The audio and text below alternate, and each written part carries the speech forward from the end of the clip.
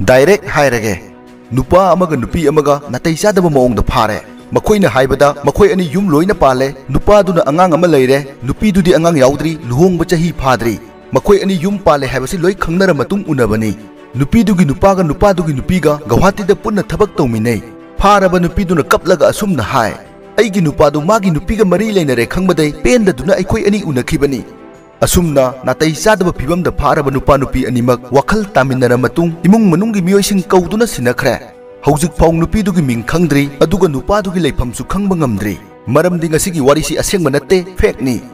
numit mangani research tawraga risk leina semkhiba video dagi nupi amana makhon siri wa ama hayura haibana hena pamna yengnai pure base di khetnaram bayai adubu masingdi sathina yamgalli ningong haiphet niklaba viral soidre haujuk kandi yumgi angangsing punna mobile yengba yadre earpiece ta natradi video on tawbusu ikaire अखोई content सिना socio politics ओइरुबना ओइजे ओइथक फंगबा मियोय कयादगी report ति फजना चारे मसिदा फुरुप की वा लेत्रे अतमनना यूट्यूब तसु रिपोर्ट की मथक्ता डोंट रिकमेंड चैनल अमदी नॉट इंटरेस्टेड मयाम लाकपदगी यूट्यूब न रिकमेंड पीबगी चांगसु हंथरी अमुकसु आरके प्रोडक्शन की कंटेंट सिंगसी खरा मैच्योर ओइबा चही यामबसिंग अयाम येंगबना लाइक कमेंट शेयर सु किया तौगंदे मयाम की लाइक कमेंट याम लिंखै रिकमेंड सु हेनगदौरिबनी अमरोमदा पैसा चंगना मतम चंगना वीडियो अमा सेमदुन हेक थादोकपगा कंटेंट क्रिएटर साबा मसागी वीडियो अमतदि सेमदबा खुदहैबा कयाना डाउनलोड तौदुना मपु अमुक सादोइनी आरके प्रोडक्शन अनौबा पाउ खरा पीनबा लेबा चैनल अमा नत्ते हौजिकी अमनबा सुम चारबा पॉलिटिकल सिस्टम असिगी महूट अफबा अनौबा पॉलिटिकल सिस्टम अमा सिंदोकपा पांबा चैनल अमदि पेज नि मतांगसिदा डॉक्टर धनबीर लाइसमदगी मरुइबा वाफम खरा तामिनसे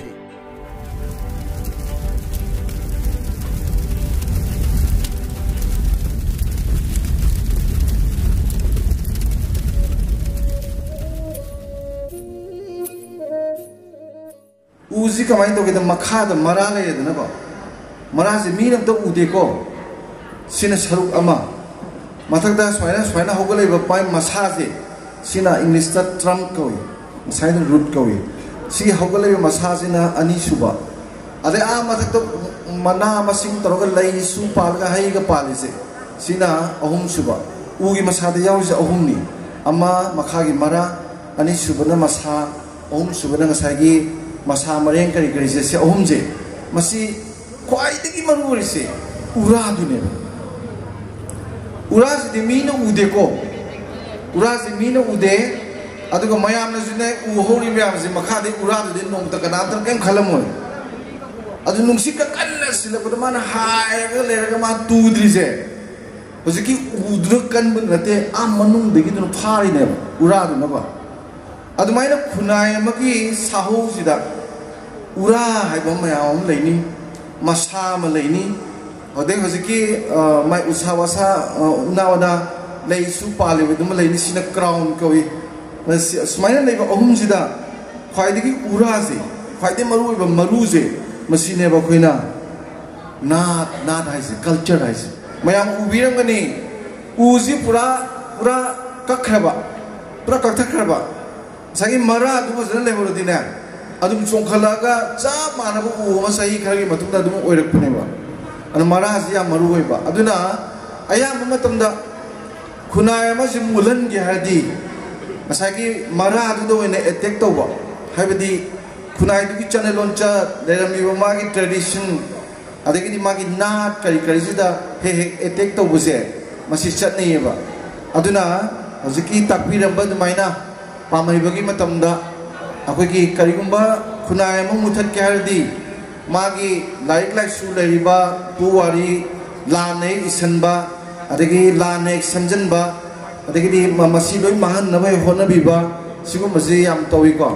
मधु मक्नी प्रिया मै थाबगे मरी लेनरी सेको अखोगी द अवात बंत लेजाते अदु मसीदी नहा मयाम संसिना खोमजल लगतन सुम चाइथोखिबो खोटखिबो लोकलोक मयाम दु सुम पुसलतना अखोगी पुकई लंगै से सुम खरा थनकलपै मोंनि लाइसे को अदा अरामबाई टेंगोल की मपम गुदिंग की लेबा मसिंग याम मागी लानमेनी नको बोइनसु नो पानबगी लोकल लेबा सोंगी सोम लमलाई परेंस दग लौरिबा अखोई कमांडर नगा तौरिबा सिदि अस दिस इज वंडरफुल को आइना मफम अतै चटपसिनसु लोय हाय सिदा तौरिबा मोंग माई मफम मोंग मंगात्रो ꯑꯗꯨꯁꯨ ꯃꯤꯁꯦ ꯄꯤꯛ ꯆꯣꯅ ꯅꯣꯡ ꯄꯥꯟꯕꯗ ꯇꯧꯕꯁꯤꯗ ꯑꯉꯥꯡ ꯅꯨꯄꯤ ꯑꯗꯨ ꯁꯤꯅ ꯍꯦꯟꯅ ꯀꯌꯥꯝ ꯀꯥꯟꯅꯔꯛꯀꯗꯒꯦꯗ ꯑꯩꯈꯣꯏ ꯍꯥꯏꯅꯕꯅꯤ ꯑꯩꯅ ꯑꯩꯈꯣꯏ ꯀꯧꯗꯁꯨ ꯍꯥꯏꯔꯤꯅꯤ ꯅꯣꯡꯃ ꯄꯥꯟꯕ ꯑꯃꯗꯅ ꯄꯥꯈꯪ ꯉꯥꯛꯇ ꯄꯨꯟꯕꯀꯣ ꯅꯣꯡꯃ ꯄꯥꯟꯕ ꯑꯃꯗꯅ ꯂꯩꯁꯥꯕꯤ ꯉꯥꯛꯇ ꯄꯨꯟꯕ ꯑꯗꯨꯒ ꯅꯣꯡꯃ ꯃꯧꯅꯍꯥ ꯉꯥꯛꯇ ꯄꯨꯟꯕ ꯁꯨꯃꯥꯏꯅ ꯇꯧꯗ꯭ꯔꯗꯤꯅꯦ ꯑꯍꯟꯁꯨ ꯂꯩꯁꯥꯕꯤꯁꯨ ꯄꯥꯈꯪꯁꯨ ꯑꯃꯁꯨ ꯄꯨꯜꯂꯒꯗꯤ ꯐꯅꯕꯒꯤ ꯄꯣꯠ ꯉꯥꯡꯅꯕꯁꯤꯗ ꯀꯔꯝꯕꯕꯨ ꯍꯥꯏꯗꯣꯏꯅꯣ ꯀꯔꯤꯕꯨ ꯍꯥꯏꯗꯣꯏꯅꯣꯅ ꯃꯌꯥꯏꯗ ꯅ꯭ꯌꯨꯇ꯭ꯔꯦꯜ ꯉꯥꯡꯕ ꯃꯇꯝꯗ ꯏꯀꯥꯟ ꯀꯥꯟꯅꯗꯦꯕ ꯑꯗꯨꯅ ꯑꯉꯥꯡꯒꯤ ꯑꯣꯏꯔꯒ ꯑꯉꯥꯡꯒꯤ ꯐꯖꯅ ꯇꯧꯈꯤꯕ ꯂꯩꯁꯥꯕꯤꯒ ꯂꯩꯁꯥꯕꯤꯒ ꯐꯖꯅ ꯇꯧꯈꯤꯕ ꯑꯗꯨꯃꯥꯏꯅ ꯇꯧꯕꯒꯤ ꯃꯑꯣꯡꯁꯨ ꯆꯠꯊꯖꯦꯅ ꯈꯟꯅꯩ ꯑꯗꯨꯅ ꯁꯨꯃꯥꯏꯅ ꯉꯁꯤꯒꯤ ꯌꯥꯝꯅ ꯅꯨꯡꯁꯤꯔꯕ ꯍꯥꯏꯕ ꯇꯥꯔꯦ ꯏꯔꯝꯗꯝꯁꯤꯒꯤ ꯃꯔꯨ ꯑꯣꯏꯈ꯭ꯔꯕ ꯑꯩꯈꯣꯏꯒꯤ ꯏꯄꯥ ꯏꯄꯨꯁꯤꯡꯅ ꯊꯝꯕꯤꯔꯝꯕ ꯐꯤꯖꯤꯒꯤ ꯂꯟ ꯇꯥꯡꯈ꯭ꯔꯕ ꯃꯌꯥꯝꯗꯨ ꯃꯄꯥꯟꯒꯤ ꯂꯥꯏꯅꯤꯡ ꯆꯠꯄꯁꯤꯡꯅꯀꯣ ꯑꯩ ꯉꯁꯥꯏ ꯍꯥꯏꯖꯕꯗꯣ ꯎꯔꯥꯗꯨ ꯃꯥꯡꯍꯟꯅꯕꯒꯤ ꯇꯧꯒꯦ ꯌꯥꯎꯅ ꯇꯧꯔꯝꯕ ꯄꯣꯠꯇꯨ ꯅꯤꯡꯁꯤꯡꯕꯒꯤ ꯅꯨꯃꯤꯠ ꯑꯃ ꯁꯨꯝ ꯂꯥꯛꯄꯁꯤꯅ ꯉꯁꯤꯗꯤ ꯇꯥꯁꯤꯟ ꯈꯣꯝꯖꯤꯟꯗꯅ ꯃꯩ ꯆꯥꯛꯎꯔꯕ ꯃꯩ ꯊꯥꯕꯤꯗꯅ ꯆꯥꯛꯇꯅ ꯆꯥꯏꯊꯣꯛꯇꯅ ꯂꯩꯕꯗꯨꯗ ꯑꯩꯒꯤ ꯏꯔꯟ ꯑꯇꯥꯡꯕꯗꯣ ꯃꯩꯈꯨꯕꯨ ꯆꯨꯕ ꯑꯣꯏꯔꯁꯨ ꯀꯥꯂꯤꯕꯨ ꯇꯩꯕ ꯑꯣꯏꯔꯁꯨ ꯂꯧꯕ ꯌꯥꯔꯤꯕꯁꯤꯡꯗꯨ ꯃꯤꯠꯀꯤ ꯄꯤꯒ ꯂꯣꯏꯅꯅ ꯈꯣꯝꯖꯤꯟ ꯇꯥꯁꯜꯂꯒ ꯄꯨꯀꯩ ꯐꯖꯅ ꯅꯥꯏꯅ ꯊꯝꯃꯒ ꯇꯨꯡꯒꯤ ꯃꯤꯔꯣꯟ ꯃꯈꯨꯠꯇ ꯁꯤꯟꯅꯗꯒꯤ ꯍꯣꯠꯅꯔꯛꯄ ꯉꯁꯤꯒꯤ ꯃꯤꯔꯣꯟ ꯃꯌꯥꯝꯁꯤꯅ ꯄꯥꯡꯊꯣꯛꯏꯕꯁꯤꯒꯤ ꯊꯧꯔꯝꯁꯦ ꯈ꯭ꯋꯥꯏꯗꯒꯤ ꯇꯥꯡꯕ ꯈ꯭ꯋꯥꯏꯗꯒꯤ ꯐꯕ ꯊꯧꯔꯝꯅꯦꯅ ꯂꯧꯕꯤꯌꯨ ꯂꯣꯏꯁꯤꯜꯂꯛꯄꯗ ꯑꯃꯇꯪꯗꯤ ꯍꯥꯏꯖꯒꯦ ꯁꯤ ꯍꯥꯏꯔ ꯂꯣꯏꯁꯤꯟꯖꯒꯦ ꯑꯩꯅ ꯍꯦꯛ ꯋꯥ ꯉꯥꯡꯕ ꯈꯨꯗꯤꯡꯒꯤ ꯍꯥꯏꯖꯕꯅꯤ ꯑꯩꯈꯣꯏꯒꯤ ꯃꯩꯇꯩ ꯅꯨꯄꯤꯁꯤꯡꯗꯤ ꯅꯨꯃꯤꯠ ꯈꯨꯗꯤꯡꯒꯤ ꯏꯁꯤꯡ ꯄꯨꯊꯣꯛꯏꯗꯅꯀꯣ ꯑꯌꯨꯛ ꯌꯥꯍꯧꯕꯗ ꯏꯁꯤꯡ ꯍꯦꯛ ꯄꯨꯊꯣꯛꯄꯗꯣ ꯑꯗ ꯄꯨꯊꯣꯛꯏꯕ ꯏꯁꯤꯡꯗꯣ ꯑꯗꯨꯒꯤ ꯃꯅꯨꯡꯗ ꯌꯥꯎꯔꯤꯕ ꯄꯔꯥꯗꯣ ꯑꯩꯒꯤ ꯏꯆꯥ ꯏꯁꯨꯗ ꯑꯩꯒꯤ ꯌꯨꯝꯒꯤ ꯂꯩꯃꯤꯟꯅꯔꯤꯕ ꯃꯌꯥꯝꯗ ꯂꯩꯅꯅꯕꯗꯨꯅ ꯑꯩꯅ ꯍꯥꯏꯖꯅꯤꯡꯉꯤꯁꯦꯀꯣ ꯑꯗꯨꯒꯤ ꯊꯥꯏꯅꯒꯤ ꯏꯄꯥ ꯏꯄꯨꯁꯤꯡꯅ ꯃꯗꯨ ꯌꯥꯎꯕꯗꯨꯅꯅꯤ ꯀꯔꯤꯝꯇ ꯂꯥꯏꯔꯤꯛ ꯂꯥꯏꯁꯨ ꯍꯩꯖꯗꯕ ꯏꯄꯥ ꯏꯄꯨꯁꯤꯡꯗꯨꯅꯀோ ꯅꯥꯀꯜꯗ ꯊꯥꯡꯁꯥꯡ ꯑꯃ ꯌꯦꯞꯄꯒ ꯉꯝꯈꯩꯁꯤ ꯄꯥꯛ ꯁꯟꯅ ꯁꯟꯗꯣꯛꯑꯝꯃꯤꯕ ꯀꯅꯥꯝꯇꯒꯤ ꯃꯈꯥ ꯄꯣꯟꯗꯅ ꯆꯍꯤ ꯂꯤꯁꯤꯡ ꯀꯌꯥꯒꯤ ꯄꯨꯋꯥꯔꯤ ꯂꯩꯗꯅ ꯂꯩꯔꯝꯃꯤꯕꯁꯦ ꯍꯧꯖꯤꯛꯀꯤ ꯃꯒꯨꯟꯗꯨꯅꯅꯦꯕꯀꯣ ꯑꯗꯣ ꯑꯩꯈꯣꯏꯅ ꯆꯦꯟꯅꯕ ꯍꯣꯠꯅꯖꯦꯅ ꯊꯝꯖꯒꯦ ꯃꯗꯨꯗꯤ ꯀꯩꯅꯣꯗ ꯏꯁꯤꯡꯁꯦ ꯃꯍꯥꯎ ꯂꯩꯇꯦ manam leite machu leite bako adumai na ne yam cham na hingzeba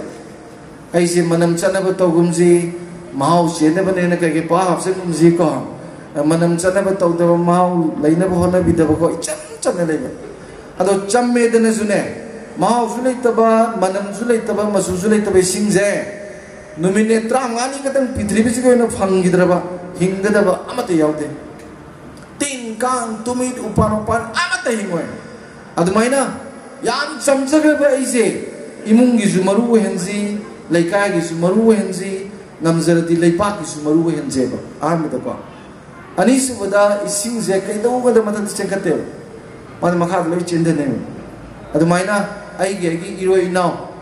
imung dai na han oragana imong jing lu ne to ba oza oraga chhatra myam se lu ne to ba officer वर्ग के subordinate staff में हमसे लूने तो बा मेरा पाइबी वर्ग president वर्ग secretary वर्ग आई खा ताब तो लूने तो बको इखा ताब की जासी में लूने लोई तो बा मरम दी लोई चौखला दी फदुई नहीं देना बा अदो इसिंग जी मथक सेंकते मखा चेंदे बनी ना इखा ताब से लूने तो जी है बस मनी शुबा अहुम शुबा इसिंग से मिशन खा याम नाई दे बा पुकी दे लेबंग ना मुदो अदो ना याम ने पिथा लकादा ना खितंगे पिथा ukabidre suki bitak tabaka tawaiba cha mana bitakane adumaina cha mana ne yembase aina commander oiradana ai kha ta myam se cha mana yemba aina mana pa bi chairman oiradana cha mana yemba seng yelo piraga khoi ni tana tumina do daga thamgana tawa lang yelo aina piraga hey moi tani khoi lok thosi gai to bujuna tawa cha mana ne yemba wa thok su oireba रो छात्र जुगाइरे ओजा ओरगा चा माना Lun दरबको ओजा नुं थावै का नाम तना ओजा the नौरी कापे गाइसि जे माना लाइक पाबंगा दुना लुन बतो तोबा ऑप्शन द बंगा धी तवदि नौरी कापकनी ऑप्शन द बंगा दु फक्तब होनरगा अफा बंगा दु येंद्रसु याइदना साइना मानबे पोसिमग लेबिरो अदुगा मरी सुबदा इसिंजे हैरुबो पात्र खुदिंगदा मा हैबदा यादबम त लेरोय pa dum pa kini yung nai re yung gini pai re dum pai gini magi mapum ba leite aduna mi se yari ni tinabiyo ba tinaba hibiyo ko akoi mo yam taw bune lekai mo mo khara kesa ba khuba khara mo tam sa ga paithok tang tawbi mau nupi yam tawbi khu yam ure ko admai tawbi da ma le chana ba ko mafam da leiru ba tum ya ba akhoi di leisabi ki tana jo khoi leisabi tu mo thue ba